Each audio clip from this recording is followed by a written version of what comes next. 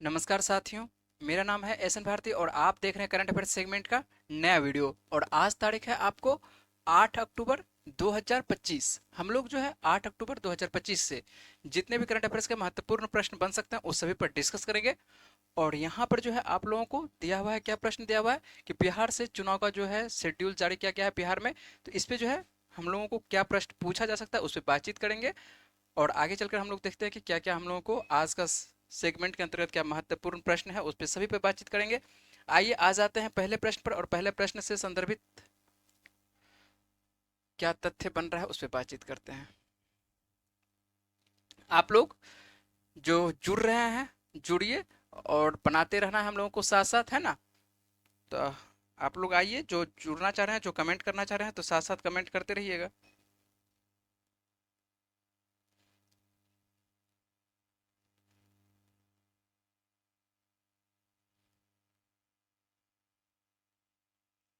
चलिए, आवाज़ सब सभी बिल्कुल सही है, कोई दिक्कत नहीं है ना। चलिए आ जाते हैं पहले प्रश्न पर, और पहला प्रश्न हम लोगों के सामने में जो है दिवस से संबंधित है। क्या है? दिवस से संबंधित प्रश्न है। हाल ही में कौन सा दिवस मनाया गया? तो यहाँ पर जो आपको लोगों को दिवस मनाया गया हाल ही में, विश्व कपास दिवस। कौन सा दिवस मनाया गया है हाल ही में? तो यहाँ पर जो दिवस मनाया गया है हाल ही में आपको विश्व कपास दिवस। और पूछा जा रहा है कि विश्व कपास दिवस जो है प्रतिवर्ष कब मनाया जाता है? तो विश्व कपास दिवस जो है आपको प्रतिवर्ष कितने तारीख को मनाया जाता है? ये आपको 7 अक्टूबर को मनाया जाता है।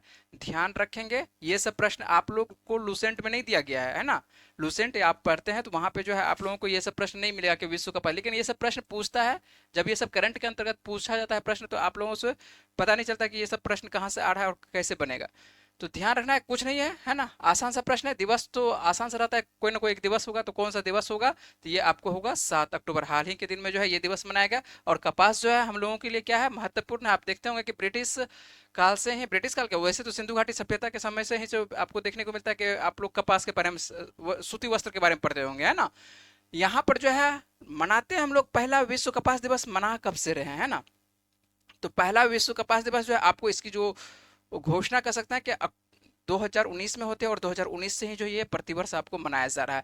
शुरुआती दौर में जो इसमें मात्र 4 देश हुआ करता था। शुरुआती देशों में आपको बेनिन, बुर्किना फासो, चाड और माली, है ना। ये सब जो आपको देखने को मिल रहा है, अफ्रीका के जो देश देखने को मिल रहा है, ये सब आपको शुरुआती दौर में मिला बनाते थे। लेकिन उसके बाद जो है आपको 2019 में ही संयुक्त राष्ट्र महासभा के द्वारा जो है इसको मान्यता प्राप्त कर दिया जाता है, इस दिवस को। और उसके बाद जो है आपको ये विश्व कपास दिवस के रूप में इसको आधिकारिक घोषणा कर दी जाती है। और उस वक्त से जो है जितने भी संयुक्त राष्ट्र के अंतर्गत जो भी देश है सभी मनाते हैं कौन सा दिवस? विश्व कपास दिवस मनाते हैं।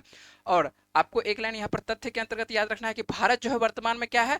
विश्व में आपको देखने को मिलेगा क्या? सबसे बड़ा कपास का उत्पादक देश है। तो ये आपको तथ्य बन रहा है, भारत क्या है विश्व में आपको सबसे बड़ा कपास। यदि आपसे पूछे कि विश्व का सबसे बड़ा कपास उत्पादक कौन सा देश है, तो अपना देश ही भारत है, जो कि 23% उत्पादन करता है पूरे विश्व में। सभी विश्व को कवर करते हैं तो आपको भारत केवल 23% कवर करता है, ठीक है। और 2023-24 के डाटा के अनुसार से यदि बात करते हैं तो भारत संयुक्त राज्य अमेरिका के बाद जो है विश्व का दूसरा सबसे बड़ा क्या है? आपको कपास उत्पादक है ना। तो ये ध्यान रखना है, उत्पादक करता है। और यहाँ पर जो है क्या है लिखा हुआ कि भारत जो है संयुक्त राज्य अमेरिका के बाद जो है विश्व का दूसरा सबसे बड़ा क्या है? निर्यातक है। यहाँ निर्यात कर रहे हैं, बेचते हैं हम लोग। सबसे ज्यादा बेचता कौन है? सबसे ज्यादा बेचता अमेरिका है, सेकंड स्थान पर हम लोग बेचते हैं। लेकिन उत्पादन कर सकते हैं कि उत्पादन, प्रोडक्शन तैयार कौन करता है? सबसे ज्यादा पैदा कौन करता है? तो पैदा हम लोग करते हैं ना। विश्व का सबसे बड़ा उत्पादन कर सकते हैं हम लोगों के पास ही है। लेकिन निर्यात हम लोगों के पास जब उत्पादन करते हैं तो स्वाभाविक बात है कि हम लोगों का यूज भी ज्यादा है, क्योंकि जनसंख्या हम लोगों के पास ज्यादा है। तो इसीलिए जो है निर्यात हम लोग सेकंड स्थान पर चले जाते हैं, जबकि निर्यात में नंबर 1 पर स्थान पर कौन सा देश है? आपको अमेरिका याद याद रखना है ना। ये 2023 ये डाटा परिवर्तन होते रहता है, लेकिन ये जो डाटा आपको दिया जा रहा है 23-24 का डाटा दिया जा रहा है, कुछ वर्ष पीछे का ये डाटा चलता है ना। तो ध्यान रखना है ये सब प्रश्न को, याद रहेगा। आसान प्रश्न है। विश्व कपास दिवस, एक लाइन में आते हैं तो विश्व कपास दिवस कितने तारीख को? 7 अक्टूबर को, है ना। कुछ नहीं है, विश्व कपास दिवस पूछे तो 7 अक्टूबर को, आसान से रहेगा। उसके बाद ये कब से संयुक्त राष्ट्र महासभा के द्वारा घोषणा की गई थी? तो 2019 में घोषणा की गई थी। और भारत जो है, यदि पूछे कि भारत जो है विश्व में सबसे बड़ा क्या है? कपास का उत्पादक है। सबसे बड़ा कपास का उत्पादक पूछे कि सबसे बड़ा कपास का उत्पादक कौन सा देश है? तो अपना देश भारत ही है।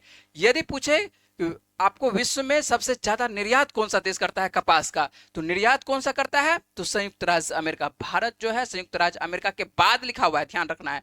संयुक्त राज्य अमेरिका के बाद विश्व का दूसरा सबसे बड़ा क्या है? कपास निर्यातक है। है ना। तो हम लोग ज्यादा उत्पादन तो करते हैं, लेकिन हम लोगों के पास क्या है, जनसंख्या ज्यादा है, उसका यूज भी ज्यादा है, वस्त्र तैयार होती है बहुत सारा, ये आपको जो कपड़ा तैयार होता है किससे तैयार होता है, तो आपको ये कपास से ही तैयार होता है। तो हम लोगों के पास जनसंख्या ज्यादा है तो स्वाभाविक बात है कि यूज भी ज्यादा होगा, इसीलिए जो है बेचते थोड़ा सा कम है ना। तो उसके बावजूद भी सेकंड स्थान पर है, सेकंड स्थान पर रहना भी बड़ी बात है। अमेरिका के पास क्या है, क्षेत्रफल ज्यादा है, उसके बाद जनसंख्या कम है, तो स्वाभाविक बात है वो क्या करेगा, वो निर्यात ज्यादा करेगा। और ये भी है कि विकसित देश है, विकसित देश है तो टेक्नोलॉजी ज़्यादा है, वो कम क्षेत्रों में ही उत्पादन ज़्यादा करता है, जबकि हम लोग क्या करते हैं, हम लोगों के पास ज़्यादा क्षेत्र रहता है, उत्पादन क्या होता है, कम होता है। तो एक विकसित और विकासशील में ये भी फर्क पड़ता है। चलिए आइए देख लेते हैं, अगले प्रश्न पर बात करते हैं। और अगला प्रश्न जो है आप लोगों को नोबेल पुरस्कार से दे रहे हैं। नोबेल पुरस्कार से कल भी प्रश्न दिए थे, एक बार फिर से दे रहे हैं प्रश्न। आपको बता ही चुके हैं कि बार बार यहाँ पर क्या होगा, घोषणा होगा। जो भी घोषणा हो रही है सभी के बारे में आपको दे रहे हैं। कल जो आपको दिए थे मेडिसिन के क्षेत्र में दिए थे, आज देखिए क्या प्रश्न है कि 2025 में नोबेल पुरस्कार भौतिकी के क्षेत्र में। यहाँ पर इस बार प्रश्न चेंज हुआ है, परिवर्तन हुआ है। कौन सा प्रश्न है, भौतिकी फिजिक्स के बारे में बात कर रहे हैं कि फिजिक्स में जो है किसको दिया गया है, किनको दिया जा रहा है फिजिक्स में। तो फिजिक्स में भी जो है 3 व्यक्तियों को दिया जा रहा है। किन किन व्यक्तियों को दिया जा रहा है, तो यहां पर ध्यान रखेंगे, जॉन क्लार्क को दिया जा रहा है, मिचेल आपको डिवोरेट को दिया जा रहा है। क्या नाम है, जॉन क्लार्क, मिचेल डिवोरेट, और उसके बाद जॉन मार्टिन्स को दिया जा रहा है। क्या दिया जा रहा है, जॉर्ज मार्टिन्स होगा यहाँ पर, ठीक है। तो जॉर्ज मार्टिन्स को दिया जा रहा है। तो 3 व्यक्ति याद रखेंगे, और तीनों ये कहाँ के रहने वाले हैं, ये तीनों आपको अमेरिका के रहने वाले हैं। समझ रहे हैं बात को। आपको पूछा जा रहा है, सीधा सा प्रश्न पूछा जा रहा है, नोबेल पुरस्कार पूछा जा रहा है, और किस क्षेत्र में। इस बार जो है आज का जो प्रश्न आपको देखने को मिल रहा है ये भौतिकी फिजिक्स के क्षेत्र में है। और फिजिक्स के क्षेत्र में भी जो है 3 व्यक्तियों को दिया गया है। और किन किन व्यक्तियों को दिया गया है, तो ये आपको जॉन क्लार्क को दिया गया है, मिचेल डिवोरेट को दिया गया है, उसके बाद जॉन मार्टिनेंस को दिया गया है। तो ये ध्यान रखेंगे। और ये तीनों कहाँ के रहने वाले हैं, ये तीनों आपको रहने वाले हैं अमेरिका के रहने वाले हैं। तो अभी तक में जो है आप लोगों को जो है कुल 6 व्यक्ति करवा चुके हैं। 3 व्यक्ति किसमें करवाए हैं, मेडिसिन के क्षेत्र में करवाए हैं, और 3 व्यक्ति आपको करवा रहे हैं फिजिक्स के। 3 व्यक्ति जो आपको करवाए थे मेडिसिन के क्षेत्र में, वो एक बार फिर से रिवीजन के तौर पर ले लेते हैं। तो मेडिसिन के क्षेत्र में आपको किन किन व्यक्तियों को करवाए थे, मैरी इब्रोंको करवाए थे, फ्रेड रैम्सडेल करवाए थे, और सिमोन साकागुची करवाए थे। यहाँ पर ये दोनों भी कहाँ के रहने वाले हैं, यूएसए के रहने वाले हैं, अर्थात अमेरिका के रहने वाले हैं। जबकि सिमोन साकागुची कहाँ के रहने वाले हैं, तो ये आपको करवा चुके हैं, कहाँ के रहने वाले हैं, ये जापान के रहने वाले हैं। तो अभी तक जो 6 व्यक्ति है, तो 6 व्यक्ति में जो आपको कितने व्यक्ति दिखाई पड़ रहे हैं अमेरिका के, तो आपको जो दिखाई, ये 3 अमेरिका के है ना, ये तीनों कहाँ के अमेरिका के रहने वाले हैं, जॉन क्लार्क, मिशेल डेवोरेट, उसके बाद आपको जॉन मार्टिनेंस। तो ये तीनों आपको दिखाई पड़ रहे हैं कहाँ के रहने वाले हैं, आपको ये तीनों फिजिक्स वाले तीनों अमेरिका के। जबकि आपको मेडिसिन वाले में 2 अमेरिका के, एक आपको जापान के, कुल मिला के 6 व्यक्ति में 5 अमेरिका के देख रहे हैं। कितना दबदबा है अमेरिका का, है ना। जनसंख्या कम है, भारत के पास जनसंख्या देखिए कितना है, एक भी वैज्ञानिक नहीं आएगा, है ना। सब यहाँ पर तो भगवान भगवान भगवान कर रहा है, तो सोच रहा है कि सब भगवान के द्वारा ही मिल रहा है। इसी वजह से जो है यहाँ पर ज्यादा थीसिस आपको नहीं देखने को मिलता है। भारत में क्या है, दिमाग ही नहीं लगाता है, सीधी सी बात है। कुछ भी चीज होता है, इतना साधु संत है कि सब बोल देता है, अरे ये तो परमात्मा का है, ये तो भगवान के दिया रहा है ना।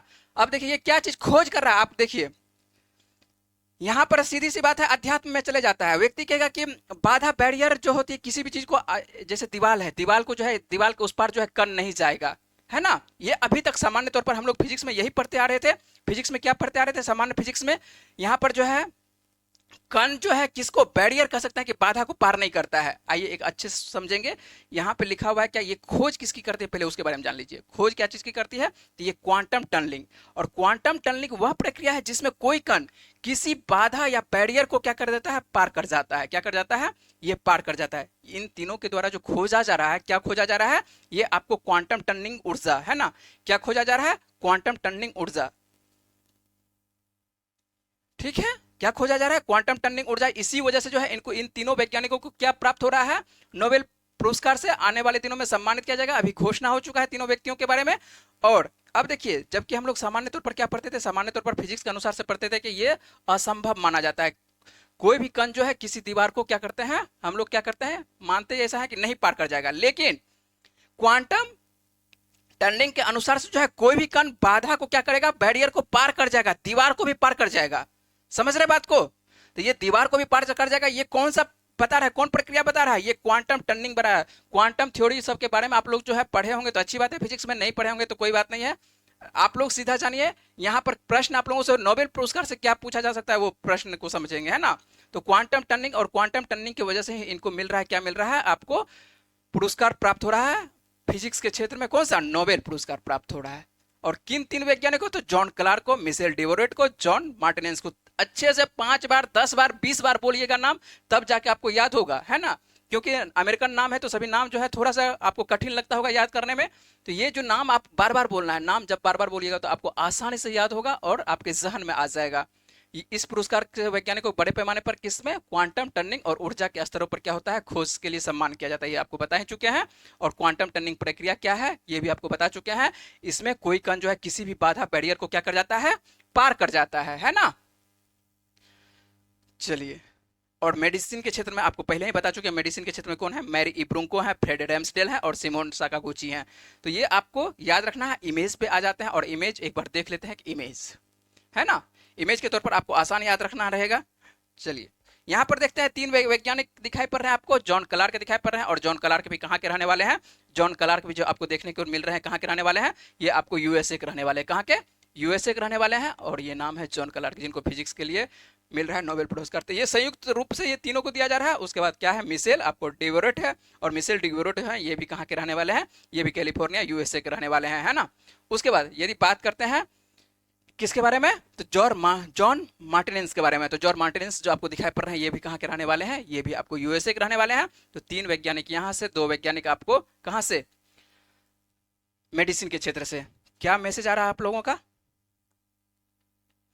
जापान, क्या लिख रहे हैं? जापान, गोपाल कुमार। चलिए,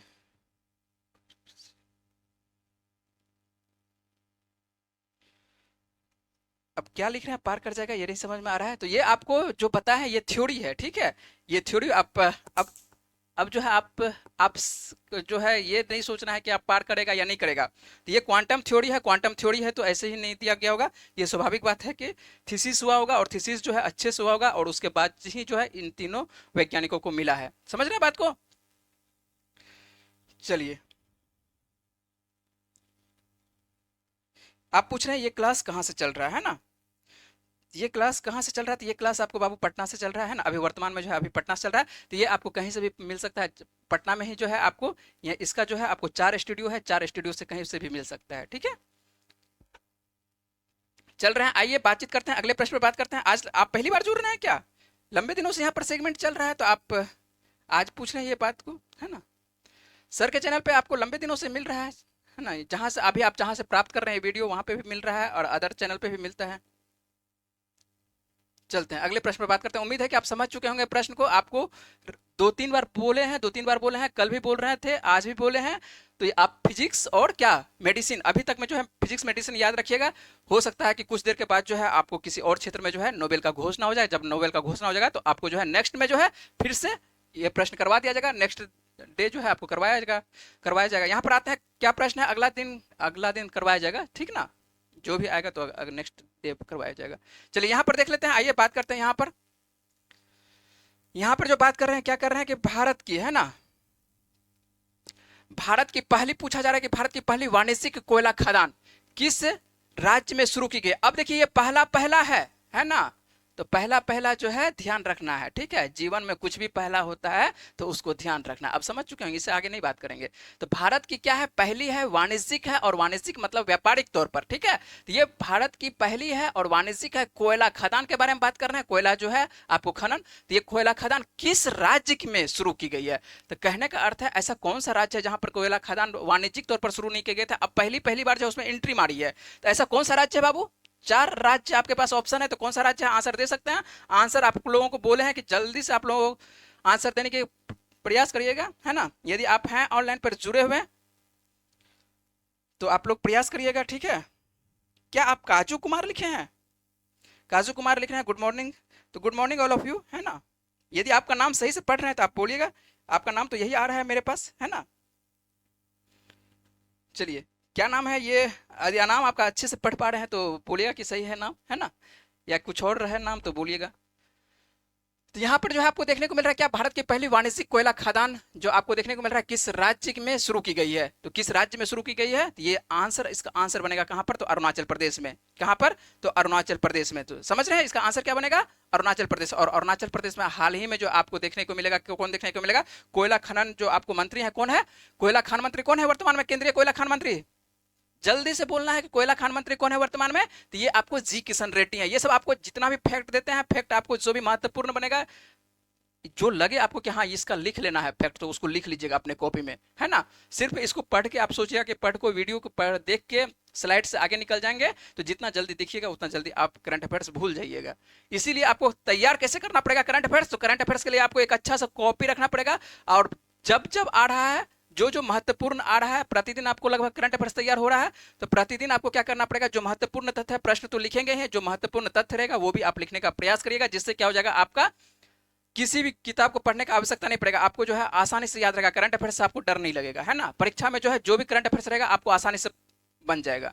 यहां पर आते हैं, देखते हैं कि आपको केंद्रीय कोयला एवं खान मंत्री कौन है, जी किशन रेड्डी है। कौन है, जी किशन रेड्डी। और इनके द्वारा ही जो है अरुणाचल प्रदेश में जो आपको देखने को मिलेगा, अरुणाचल प्रदेश के जो वर्तमान में मुख्यमंत्री है पेमा खांडू के साथ क्या देखने को मिल रहा है, चांगलांग जिले में। कहां पर, तो अरुणाचल प्रदेश का एक डिस्ट्रिक्ट का नाम है आपको चांगलांग, और वहां पर जो है आपको एक खदान का नाम है नामचिक नामफुक कोयला खदान। क्या नाम है, नामचिक नामफुक कोयला खदान है ना।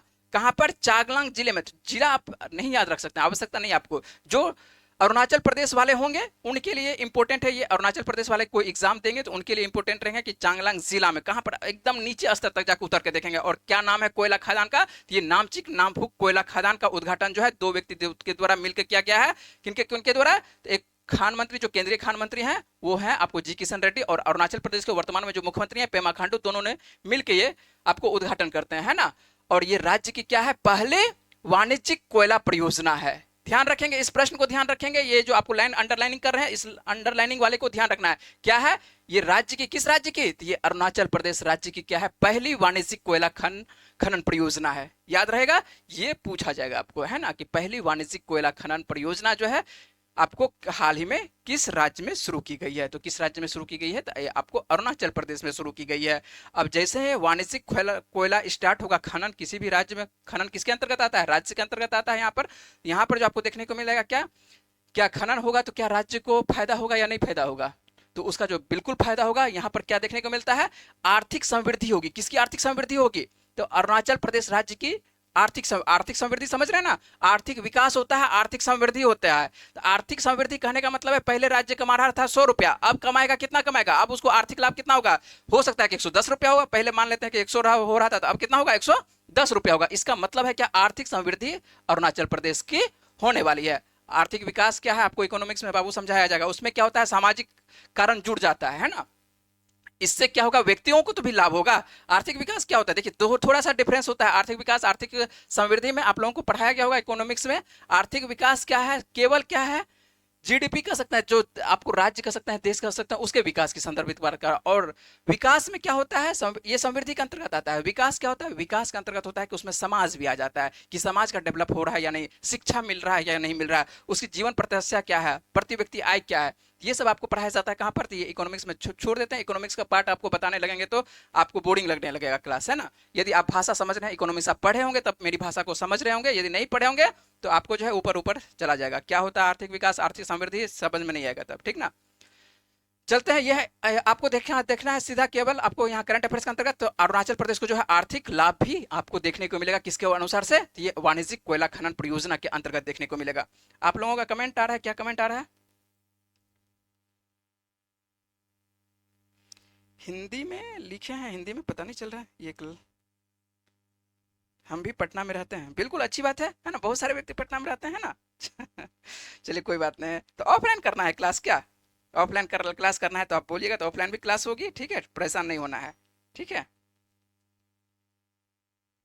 और काजू कुमार लिख रहे हैं मैसेज कि आपका नाम सही से बोले हैं, है ना। चलिए बिल्कुल सही है। चलिए आगे चलते हैं हम लोग, यहाँ पर देख लेते हैं, राज्य का नाम आता है तो राज्य के नाम जैसे ही आता है तो आपको बताते चल रहे हैं क्या, अरुणाचल प्रदेश की राजधानी क्या है, तो अरुणाचल प्रदेश राजधानी सभी को मालूम है क्या है, ईटानगर है। और मुख्यमंत्री वर्तमान में कौन है, अभी जस्ट नाम लिए थे पेमा खांडू का, है ना, पेमा खांडू।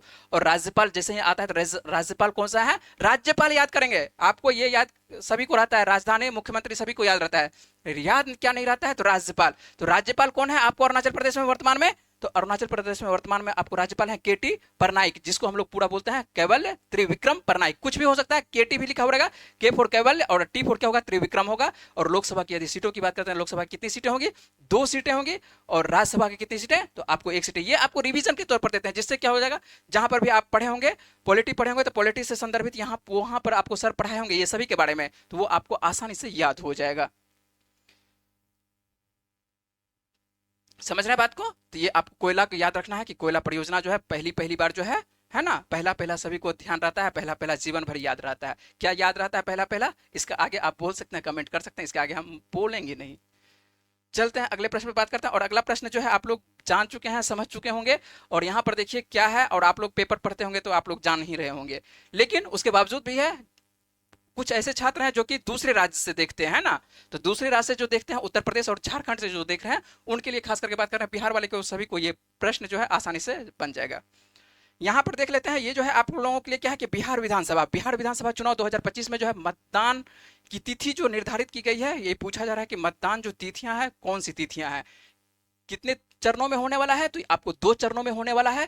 तो आपको पूछा रहा है तिथि क्या है, अभी तो आसान सा प्रश्न है ना, तो तिथि क्या है, आसान सा प्रश्न है, बता सकते हैं कमेंट के अंतर्गत, आप बता सकते हैं, बता रहे हैं आप लोग क्या, आगे बढ़े। तो आसान प्रश्न है, उम्मीद है कि सभी कोई जान रहे हैं, बिल्कुल। चलिए सही चल रहे हैं ना, हाँ सही बोल रहे हैं आप गोपाल जी, ठीक है। जो आप लिखे हैं, है ना, बोल नहीं सकते हैं, जो आप लिखे हैं बिल्कुल सही लिखे हैं, ठीक ना।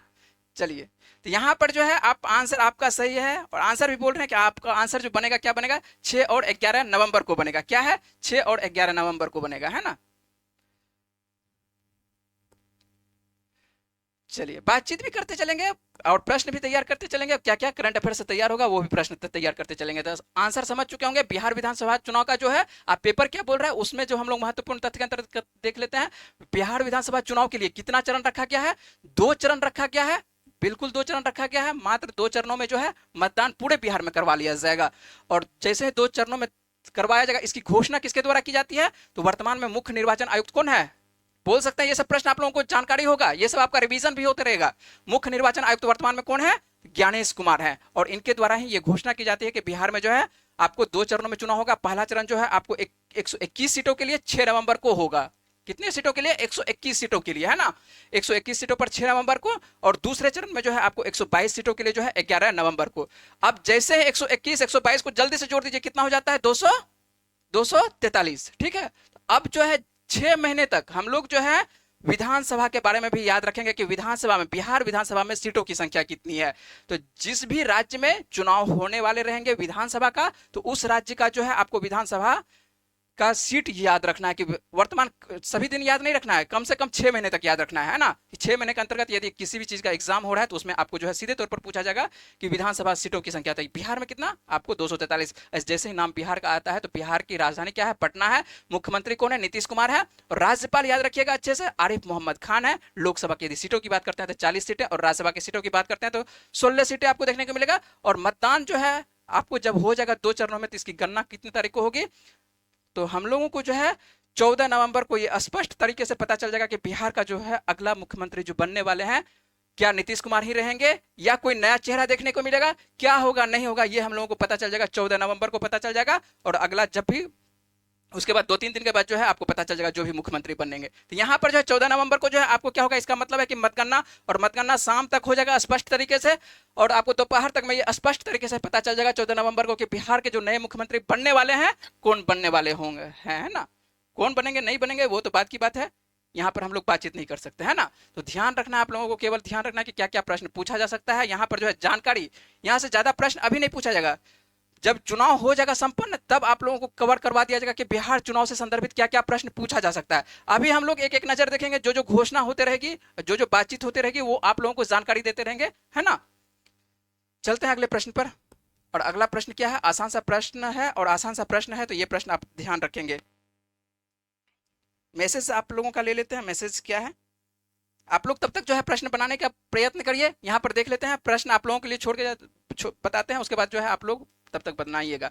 हाल ही में जो है नवी मुंबई अंतर्राष्ट्रीय हवाई अड्डे का जो है नाम परिवर्तन कर सकते हैं या बदल कर क्या रखा गया है या रखा जाएगा। अभी रखा नहीं गया है, मंजूरी केंद्र से नहीं मिला है, लेकिन अभी जो है हाल ही में यहाँ पर प्रश्न पूछा जा रहा है कि हाल ही में जो है नवी मुंबई अंतर्राष्ट्रीय हवाई अड्डे का नाम बदलकर क्या रखा जाएगा। यहाँ पर होना चाहिए, यहाँ पर गया है तो कोई दिक्कत नहीं है, रखा जाएगा या रखा गया है। मुख्यमंत्री के द्वारा कह सकते हैं कि रखा गया है, ठीक है, लेकिन केंद्र के द्वारा जब तक उसको मान्यता नहीं मिलता है तब तक बदला नहीं जाएगा। अभी जो है नवी मुंबई ही नाम है और नवी मुंबई अंतर्राष्ट्रीय हवाई अड्डा का उद्घाटन भी आज ही हो रहा है। आज 8 अक्टूबर है, ठीक है, और आज 8 अक्टूबर को जो है आपको नवी मुंबई अंतर्राष्ट्रीय हवाई अड्डा का, ये अंतर्राष्ट्रीय हवाई अड्डा भी ऐसा नहीं कि पहले से काम नहीं कर रहा है, ये हवाई अड्डा का उद्घाटन भी आज है। किसके द्वारा उद्घाटन है? तो आपको प्रधानमंत्री नरेंद्र मोदी के द्वारा जो है इसका उद्घाटन किया जाएगा और इसका नाम अभी से ही बदलने की घोषणा कर जो। और आपके पास ये 4 ऑप्शन है, 4 ऑप्शन में जल्दी से बताइए, तब तक हम लेते हैं आपका कमेंट्स। चलिए बीना भारती जी, आंसर आपका सी आ रहा है। आप देखिए, आप सी जो आपको बता चुके हैं कि प्रश्न का जवाब कैसे देना है, थोड़ा सा आप लिखने का प्रयत्न कीजिए। आप ये सी दे रहे हैं, लगता है पहले वाले प्रश्न का आप जवाब दे रहे हैं, ठीक है। उसके बाद पंकज आर्यन है ना, क्या लिखे हैं? 6-11। चलिए सही, हाँ आपका आंसर बिल्कुल सही है, 6-11 आप जो दे रहे थे, ठीक ठीक है। हाँ इस तरह से आंसर दीजिए। आपको गोपाल कुमार है 2 चरण में, बिल्कुल सही है। और आगे चल के है आपका आंसर ज्ञानेश कुमार, बिल्कुल सही है ना। चलिए बिल्कुल सही आप लोग बना रहे हैं, बिल्कुल सही सही चल रहे हैं आप लोग, है ना। अब जवाब इसका देने का प्रयत्न करिए कि इसका जवाब क्या होगा। तो इसका जवाब अभी तक तो आप लोगों का नहीं आया है, क्या होगा जवाब? तो इसका जवाब जो होगा, सही जवाब क्या होगा? तो आपको लोक नेता डीवी अंतर्राष्ट्रीय हवाई अड्डा होगा। क्या होगा आंसर इसका, क्या बनेगा? लोक नेता डीवी आपको अंतर्राष्ट्रीय हवाई अड्डा। आपको जो है महाराष्ट्र में देखने को मिलता है, एक प्रमुख नेता हुआ करते थे, डीवी पाटिल हुआ करते थे, है ना। तो डीवी पाटिल जो हुआ करते थे, उन्हीं के नाम पर जो है ये आपको अंतर्राष्ट्रीय हवाई अड्डा का नाम जो है परिवर्तन करके नाम रखना है। अभी क्या है वो नाम? अभी नाम जो है वहां के स्थान के नाम से ही, नवी मुंबई स्थान का नाम है और नवी मुंबई अंतर्राष्ट्रीय हवाई अड्डा नाम ही है। तो नवी मुंबई अंतर्राष्ट्रीय हवाई अड्डा का नाम जो है बदल कर क्या रखने की घोषणा की गई है? आपको लोक नेता जो है डीवी पाटिल, इनके नाम पर। तो समझ रहे हैं प्रश्न को? तो आंसर बनेगा लोक नेता डीवी पाटिल, है ना। तो ये ध्यान रखिएगा। और नवी मुंबई अंतर्राष्ट्रीय हवाई अड्डा का उद्घाटन आपको पता ही चुका है कि आज के ही दिन जो है आपको प्रधानमंत्री नरेंद्र मोदी के द्वारा जो है आज के ही दिन 8 अक्टूबर को इसका घोषणा नहीं, उद्घाटन जो है होने वाला है। तो आपको आज जो है आपको न्यूज में ये देखने को मिलेगा। उसके बाद 19,650 करोड़ रुपए की लागत से तैयार नवी मुंबई अंतर्राष्ट्रीय हवाई अड्डा जो है आपको भारत की सबसे बड़ी ग्रीन फील्ड हवाई अड्डा परियोजना है। ये लाइन आपके लिए महत्वपूर्ण है ना। ये लाइन जो आपको करवा रहे हैं कि भारत की सबसे बड़ी ग्रीनफील्ड हवाई अड्डा परियोजना, ये प्रश्न सीधे तौर पर पूछा जाएगा कि भारत की सबसे बड़ी ग्रीनफील्ड हवाई अड्डा परियोजना जो है ये आपको कहां पर देखने को मिल रहा है या कौन सा अंतर्राष्ट्रीय हवाई अड्डा है? तो ये आपको हवाई अड्डा बन रहा है कौन सा? नवी मुंबई अंतर्राष्ट्रीय हवाई अड्डा, जिसको कि किस नाम से जाना जाएगा? डीवी पाटिल आपको अंतर्राष्ट्रीय हवाई अड्डा के नाम से जाना जाएगा, ठीक है। और ये इसलिए तैयार किया गया है, आपको मुंबई में देखने को मिलेगा क्या? एक छत्रपति शिवाजी, है ना। तो छत्रपति शिवाजी महाराजा के नाम से क्या है? अंतर्राष्ट्रीय हवाई अड्डा है। और यहाँ पर क्या है? जनसंख्या ज्यादा है और यहाँ पर जो है जनसंख्या के ज्यादा के साथ जो है इसको कह सकते हैं कि क्या, थोड़ा सा इसके भार को कम किया जाएगा। जब बगल में एक बना दिया जाएगा नवी मुंबई अंतर्राष्ट्रीय हवाई अड्डा, तो थोड़ा सा यहाँ पर क्या होगा, कुछ हवाई जहाज कहाँ चले जाएगा, शिफ्ट हो जाएगा, कुछ कहाँ के लिए? आपको नवी मुंबई के लिए। तो इस पे जो है जो भार पर रहा है, तो इसका भार थोड़ा सा क्या हो जाएगा, कम हो जाएगा, इसीलिए तैयार किया गया है। तो ये ध्यान रखेंगे। और ये जो आप इमेज देख रहे हैं, ये जो चित्र आपको देखने को मिल रहा है, यही है नवी मुंबई आपको एयरपोर्ट, ठीक है। नवी मुंबई एयरपोर्ट का ये इमेज लिया गया है और नवी मुंबई एयरपोर्ट जो आपको देखने को मिलेगा महाराष्ट्र में। और महाराष्ट्र में जो है इसका नाम आपको पूछा गया था कि नाम परिवर्तन करके क्या कर दिया गया है? तो नाम परिवर्तन करके कर दिया गया है आपको डीबी पाटिल, जो कि वहां के प्रमुख नेता हुआ करते थे, उनके नाम से, ठीक है। और ये जो है आपको एक लाइन और बताए थे, ये भारत की क्या है? सबसे बड़ी ग्रीनफील्ड हवाई अड्डा परियोजना है। भारत की सबसे बड़ी ग्रीनफील्ड हवाई अड्डा परियोजना कौन सी है? आपको नवी मुंबई अंतर्राष्ट्रीय हवाई अड्डा। उम्मीद है कि आप अच्छे से याद रखिएगा। चलते हैं अगले प्रश्न पर, बात करते हैं अगले प्रश्न का। क्या आप लोगों के लिए सही है? करंट अफेयर्स आप लोगों को फायदेमंद हो रहा है या नहीं फायदेमंद हो रहा है, या प्रश्न फालतू लग रहा है आप लोगों को? क्या लग रहा है बोलिए। चलिए जो भी लग रहा है कमेंट आप लोगों का देख लेते हैं। वीना भारती बिल्कुल सही है आपका। शुभंकर कुमार लिखे हैं, आधा ही नाम आ रहा है, चलिए कोई बात नहीं है। तो आपका जो नाम है तो वो भी आप आंसर दे रहे हैं, तो ये आंसर दे रहे हैं, बिल्कुल सही। चलिए अगले प्रश्न पर, अब यहाँ पर चल जाता है। अभी तक आप लोग 5 नंबर प्रश्न पर ही हैं, है ना। तो यहाँ पर आते हैं 6ठे नंबर प्रश्न पर आते हैं। और 6ठा नंबर प्रश्न आप लोगों को क्या कह रहा है, और आइए देख लेते हैं कि पूछा जा रहा है कि आप लोगों को कि भारत की पहली सहकारी संचालित संपीड़ित बायोगैस और पोटास ग्रेन्यूल परियोजना आप लोग अच्छे से याद रखिएगा। यदि आप रेलवे का एग्जाम देने वाले हैं तो परियोजना जो भी आ रहा है तो ये सब प्रश्न जो है रेलवे के लिए महत्वपूर्ण है ना।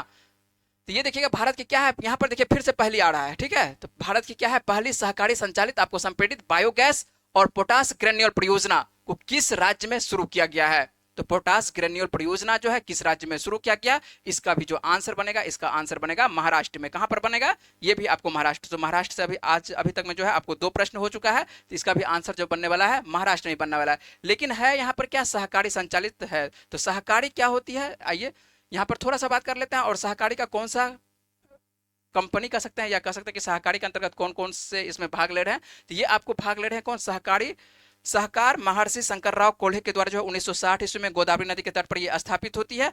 ये क्या है, चीनी मिल है। क्या है ये, सहकारी चीनी मिल है ना। और इसी मिल के द्वारा जो है आपको देखने को मिलेगा, क्या देखने को मिलेगा आपको, गन्ने से सीबीजी उत्पादन करने के साथ साथ जो है पोटास खाद का भी ये निर्माण करेगा। पोटास आप लोग यूज कर रहे हैं, पोटास जो ग्रामीण क्षेत्र के होंगे उनको अच्छे से पता होगा कि पोटास कहां पर दिया जाता है, इसका छिड़काव किया जाता है, खेतों में छिड़काव किया जाता है। तो पोटास खाद जो निर्माण किया जाएगा, तो पोटास ग्रेन्यूल जो तैयार किया जाएगा, ये आपको किया जाएगा किससे, तो ये गन्ने से। किस चीज से, तो अब जो है यह मिल जो है गन्ने का जो मिल आपको देखने को मिलेगा, सीबीजी उत्पादन जो करने के साथ साथ क्या करेगा, आपको पोटास खाद का भी ये क्या करेगा, निर्माण करेगा। और ये कहां पर, तो ये आपको करने वाला है कहां पर, तो ये महाराष्ट्र में। राज्य पूछे तो महाराष्ट्र में, यदि सहकारी संस्था पूछे तो ये आपको कौन सा संस्था हो जाएगा, तो सहकार महर्षि शंकरराव कोल्हे के द्वारा, है ना। और कोल्हे आप समझते हैं इसमें क्या जो पेरा जाता है उसको कह सकते हैं गन्ना, उसी के लिए जो है इसका नाम है कोल्हे। और 1960 ईस्वी में ये गोदावरी नदी के तट पर जो है स्थापित किया जाता है।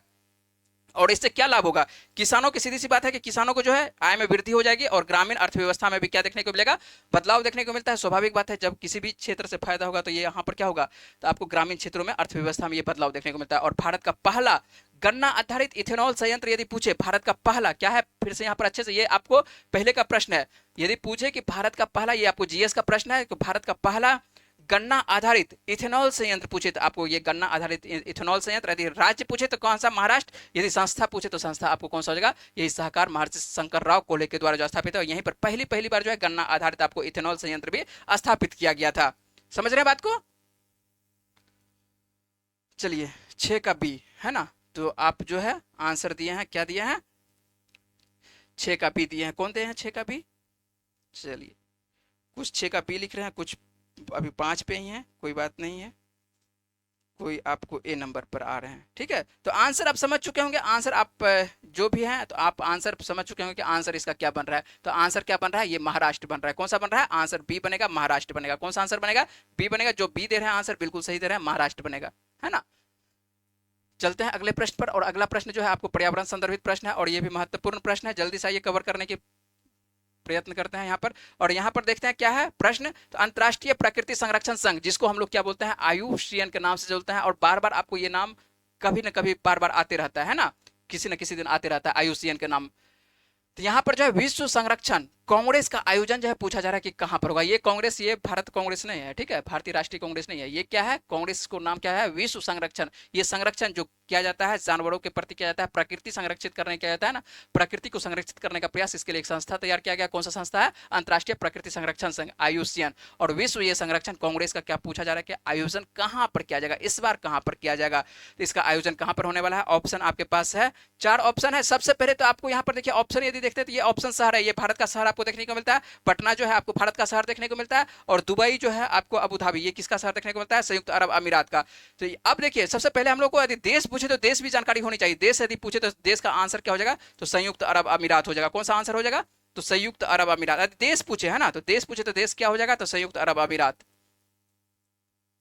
और जैसे ही संयुक्त अरब अमीरात हुआ तो ऑप्शन कौन सा छट गया, आपको नई दिल्ली छट गया, उसके बाद कौन सा आंसर छट जाएगा, आपको पटना आंसर छट जाएगा। अब आपके पास बचा दुबई और क्या, अबू धाबी बचा। तो इसका जो आयोजन होने वाला है संयुक्त अरब अमीरात की राजधानी कहां पर है, आपको अबू धाबी, तो अबू धाबी में ही होने वाला है। कहां पर होने वाला है, तो ये अबू धाबी में ही होने वाला है। 7 का आंसर आप दे रहे हैं, सी आंसर दे रहे हैं, बिल्कुल सही आंसर दे रहे हैं, है ना। ये काजूजी आंसर दे रहे हैं, बिल्कुल सही आंसर है आपका। चलिए तो ये ध्यान रखना है आपको, जो है भारत में जो है भारत जो है आपको अक्टूबर 2025 में अबू धाबी में आयोजित होने, भारत भी उसका क्या है, सदस्य के तौर पर है।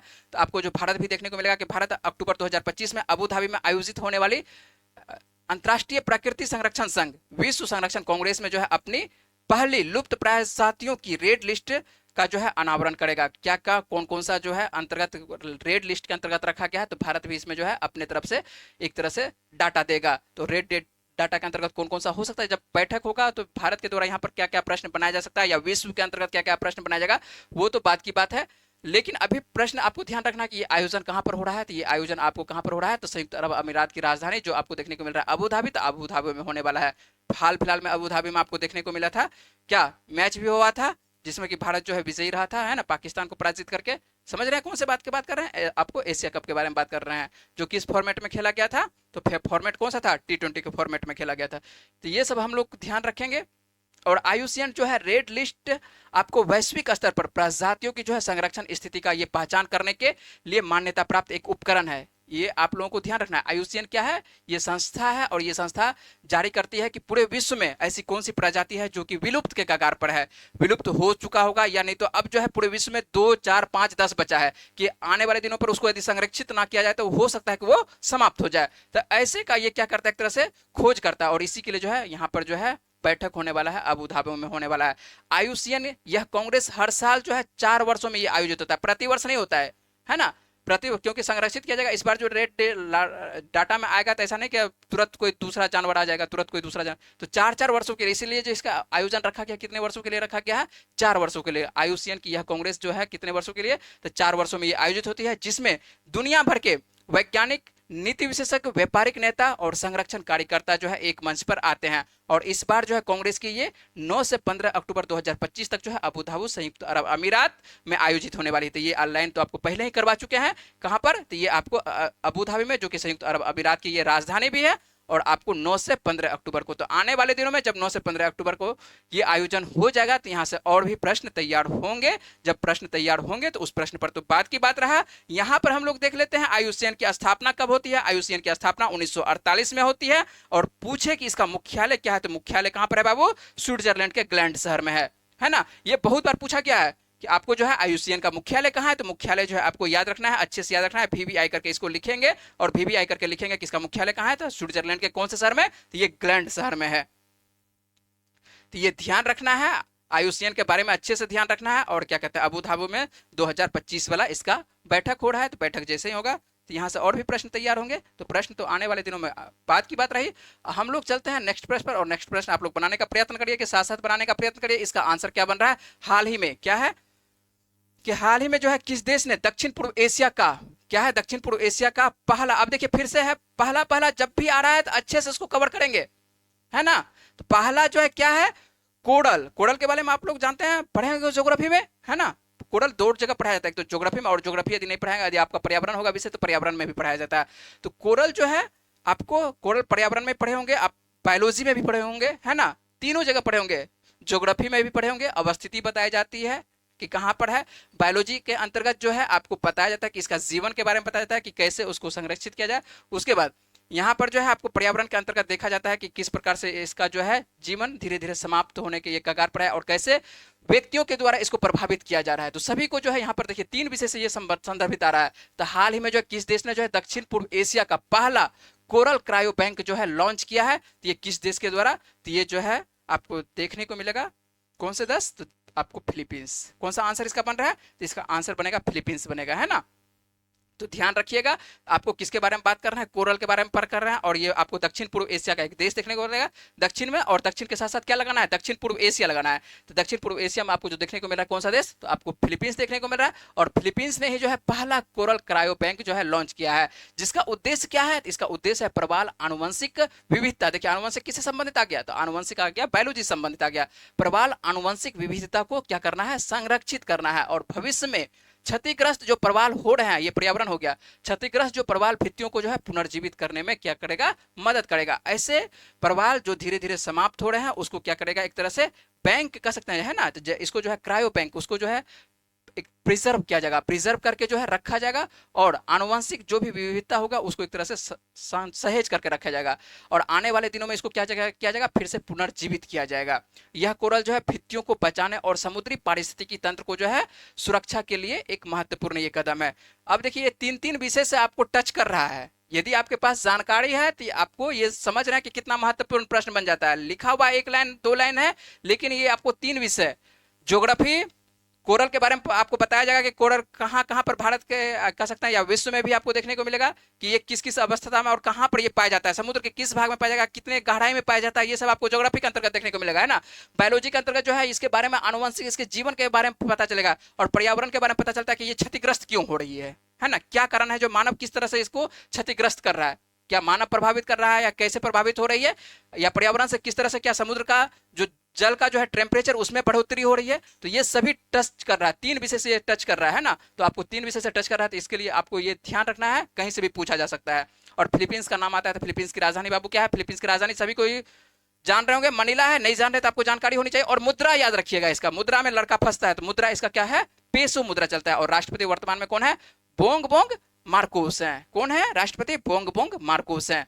तो ये आपको ध्यान रखना है। परवाल यदि आप देखे होंगे, कोरल के बारे में देखे होंगे, तो ये आपको समुद्र में देखने को मिलता है ना, और ये वहीं पर देखने को मिलता है जहां पर सूर्य की रोशनी पहुंच सकती है। और सूर्य की रोशनी कहां तक पहुंच सकती है समुद्र में, मात्र 200 मीटर की गहराई तक पहुंच सकती है। ऐसा नहीं कि परवाल आप खोजने चले जाएंगे तो एकदम 1000 मीटर की गहराई, प्रशांत महासागर की एकदम गहराई में कहाँ चले जाएंगे, तो एकदम गहराई में नहीं जाना है। ये आप चाह रहा है आपको 200 मीटर की कह सकता है एक भाग में ही आपको देखने को मिलता है। 200 मीटर गहराई होती है, 200 मीटर गहराई भी काफी होती है ना, ऐसा नहीं कि 200 मीटर गहराई कम हुआ, तो पानी के लिए काफी हो गया। चलिए यहाँ पर हम लोग देख लेते हैं, अगला प्रश्न बात करते हैं कि हाल ही में जो रक्षा मंत्री राजनाथ सिंह है, क्या है, हाल ही में जो है रक्षा मंत्री राजनाथ सिंह जो है द्वारा लॉन्च की गई आपको एक बुक है, कौन सा बुक है, आफ्टर मी जोस, ठीक है, आफ्टर मी अब जोस जो आपको देखने को मिल रहा है, क्या है, ये नामक किताब जो किसके द्वारा लिखा गया है, तो ये किताब जो है लिखा गया किसके द्वारा लिखा गया है, आइए जल्दी से बात करते हैं।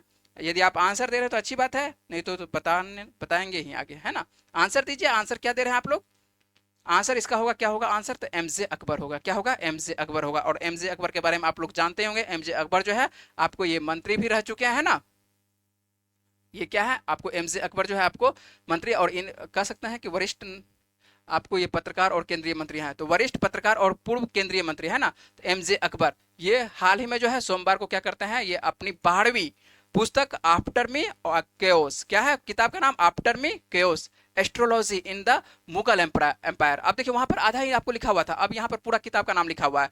किताब का पूरा नाम क्या है कि आफ्टर द मी केओस, उसके बाद एस्ट्रोलॉजी, है ना, और इन द मुगल एम्पायर के बारे में बात कर रहे हैं, मुगल एम्पायर के बारे में बात कर रहे हैं, वो ज्योतिष के बारे में बात कर रहे हैं, है ना, कैसे जो जहांगीर है और उसके बाद अकबर सब जो है कैसे ज्योतिष में विश्वास करते थे, उसके परिवार कैसे ज्योतिष में विश्वास करते थे, इसके बारे में आपको विशेष करके इस किताब में लिखा गया है।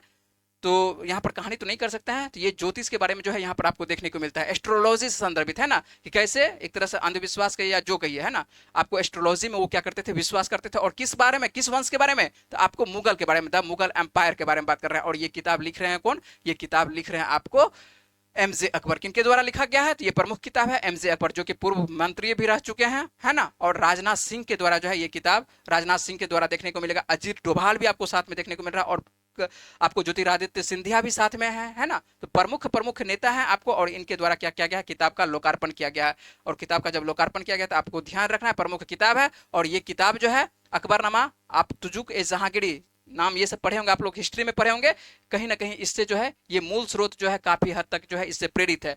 ये जो मूल स्रोत लिया गया है कहां से लिया गया है, अकबरनामा से लिया गया है, तुजुके जहांगीरी से लिया गया, और उसी पर तैयार किया गया है एक नया किताब, कौन सा, आफ्टर मिकोस, जो कि astrology in the Mughal empire. तो ये आप ध्यान रखना है करंट अफेयर्स के संदर्भित। और क्या कहते हैं ये जुड़ रहा है किससे, तो आपको हिस्ट्री से जुड़ रहा है। अब देखिए करंट अफेयर्स के अंतर्गत आपको हिस्ट्री आ रहा है, ज्योग्राफी आ रहा है, बायोलॉजी आ रहा है, सभी प्रश्न आ रहा है। अब जो है आपको यहाँ पर बता दिया, क्या बता दिया, अकबरनामा और तुजुके जहांगीरी। तो ये अब क्या है कि आपको ये जो किताब है आपको ये ध्यान रखना कि तुजुके जहांगीरी किसके द्वारा लिखा गया, अकबरनामा। अब तो यहाँ पर नहीं बताएंगे, ये आपको बताएंगे कौन, ये हिस्ट्री वाले टीचर बताएंगे, है ना। चलते हैं अगले प्रश्न पर बात करते हैं। अगले प्रश्न पर क्या है यहाँ पर देखते हैं, हाल ही में प्रश्न अच्छा है और आप लोगों के लिए थोड़ा सा रोचक भी प्रश्न है, ध्यान रखिएगा। क्या आप लोग कमेंट कर रहे हैं, नो का आपको बी, चलिए नो का बी, और क्या लिख रहे हैं, 8 का सी। आप लोग अभी पीछे चल रहे हैं, बहुत पीछे चल रहे हैं, है ना। पीछे आप आइए, आगे आइए, ठीक है। तो ध्यान रखना है यहाँ पर नो का आप जो एम जे बी बी बिल्कुल सही है, आपका जो आंसर है बिल्कुल सही है, ठीक है। यहाँ पर ध्यान रखना है, नंबर लिखिए, ठीक है, नाम थोड़ा सा लिखने का प्रयत्न किया, बी सी, ठीक है, तो उस ना वैसे लिख सही रहे हैं, नो का भी ठीक है, लेकिन थोड़ा पीछे चल रहे हैं आप लोग, थोड़ा सा आइए फास्ट आइए। यहाँ पर आते हैं 10वें नंबर प्रश्न पर आते हैं, तो और 10वां नंबर प्रश्न क्या कर रहा है, आइए बनाने का प्रयत्न करते हैं कि क्या प्रश्न बोल रहा है और आंसर क्या होगा। हाल ही में जो है भारत में इंग्लिश प्रीमियर लीग, किसके बारे में बात कर रहे हैं? आईपीएल नहीं है, ये क्या आपको इंग्लिश प्रीमियर लीग है ना। तो इंग्लिश प्रीमियर लीग, सबसे पहले तो ये खेल के बारे में जानकारी होना चाहिए। ये खेल किस खेल से? क्या क्रिकेट से? इंग्लिश प्रीमियर लीग जो होता है किसमें होता है? फुटबॉल में होता है। क्या होता है? ये फुटबॉल में। तो यहाँ पर जैसे कि हम लोग आईपीएल में खेलते हैं, कुछ टीमें होती है, ये क्रिकेट से संदर्भित है, और यहाँ पर जो है इंग्लिश प्रीमियर लीग है जो कि क्या होती है? फुटबॉल से संदर्भित है ना। ये जो आपको इंग्लिश समझ चुके होंगे, इंग्लैंड है ना, इंग्लिश उसी को बोला है। तो इंग्लिश प्रीमियर लीग का जो है ब्रांड एम्बेसडर पूछा जा रहा है कि किसे नियुक्त किया गया। अब देखिए भारत में, कहां पर? ये भारत में होगा। भारत में जो है इंग्लिश प्रीमियर लीग का जो है ब्रांड एम्बेसडर किसे नियुक्त किया गया है? आंसर क्या देख सकते हैं आपके पास 4 ऑप्शन है। कौन कौन सा है? स्मृति मंदाना, नीरज चोपड़ा, संजू सैमसन, उसके बाद मनु भाकर, है ना। तो आपके पास ये 4 ऑप्शन है, चारों प्रसिद्ध नाम है। आपको क्या लग रहा है किसका नाम होना चाहिए? तो इंग्लिश प्रीमियर लीग का जो है ब्रांड एम्बेसडर किसे नियुक्त किया गया है? आंसर आप दे सकते हैं। अभी तक आपका आंसर नहीं आया, जल्दी से आंसर देने का प्रयत्न करिए, है ना। तो आंसर क्या बनेगा? इसका सही आंसर क्या बनेगा? तो इसका जो सही आंसर बनेगा संजू सैमसन से बनेगा। क्या बनेगा इसका सही आंसर? इसका सही आंसर बनेगा संजू सैमसन। और संजू सैमसन अभी वर्तमान में आपको देखने को मिलेगा, ये भारत के जो है प्रसिद्ध क्रिकेट खिलाड़ी हैं, है ना।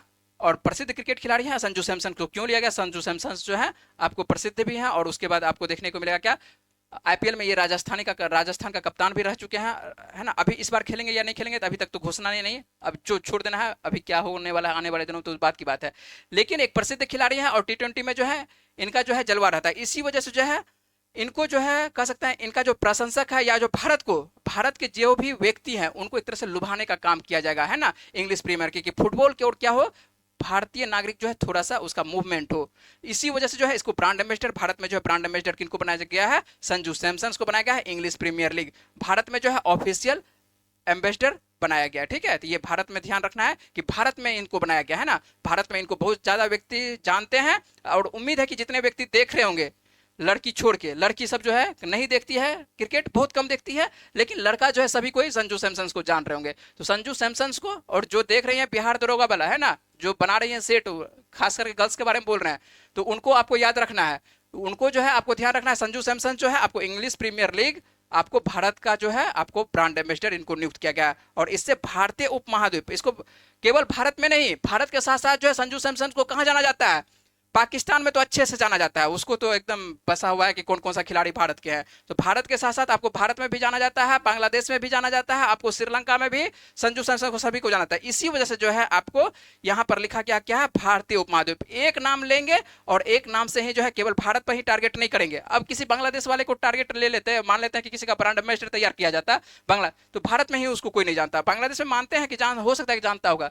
संजू सैमसन को जैसे ही लिए हैं, तो संजू सैमसन को जो है भारत के साथ साथ जो है भारत का जो पड़ोसी देश है वहां पर भी इसको जाना जाएगा। इसीलिए हम लोग लिखे हैं भारतीय उपमहाद्वीप।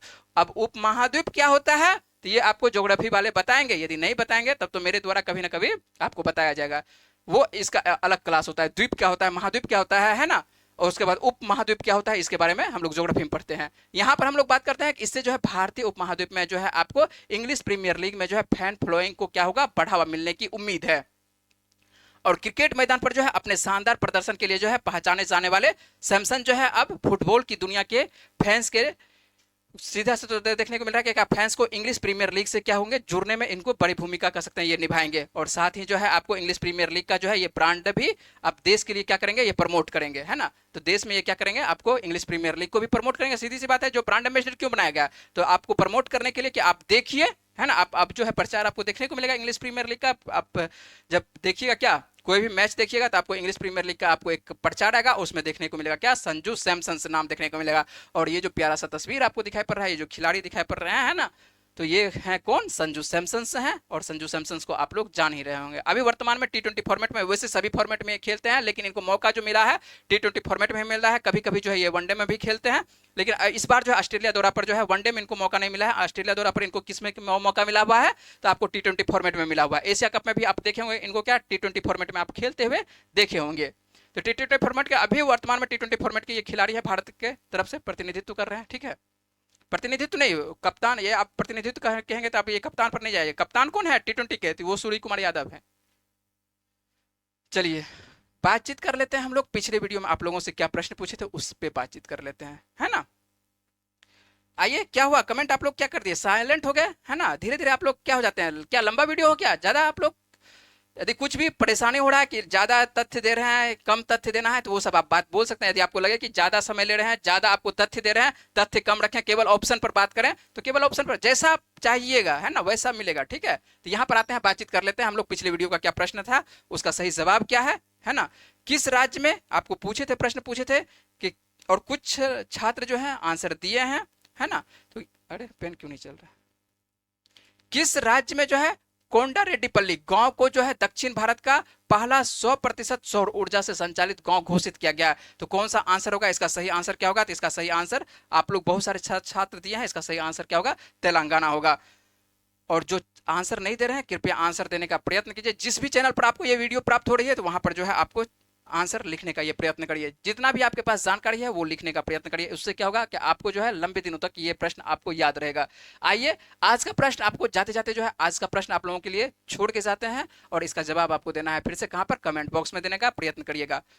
चलिए हम लोग देख लेते हैं क्या प्रश्न है आपके लिए। तो 2025 में दुनिया के शीर्ष 10 सबसे अधिक आबादी वाले शहरों की बात, यहाँ पर ध्यान रखना है, शहरों के बारे में बात कर रहे हैं। शहरों की सूची में जो है भारत की राजधानी दिल्ली को जो है कौन सा स्थान दिया गया है। तो इसका सही जवाब क्या है वो देना है आपको, कमेंट बॉक्स में जवाब देना है। और इस प्रश्न को जो है कल पूरे विस्तार से आपको बताए थे। यदि आपके पास जानकारी नहीं है या वीडियो आप नहीं देखे हैं, तो कल का वीडियो आप जाके देख सकते हैं, चैनल पर है।